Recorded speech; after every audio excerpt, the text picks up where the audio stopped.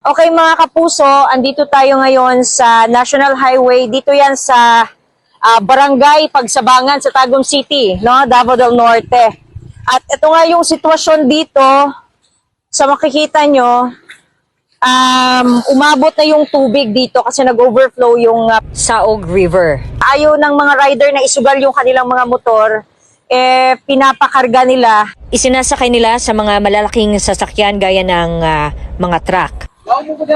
Lalom? Oh, nailaw din ang person madinit. Kita Kung- ako ng palungdan. Kung pandaron day, Dado mapatay mo sulod ang Tubig? musulod ang tubig. Ang ibang residente, gaya ni tatay, dito na sa gilid ng kalsada, nilagay yung kanyang alagang baboy upang ligtas sa baha. Maraming bahay ang lubog sa baha.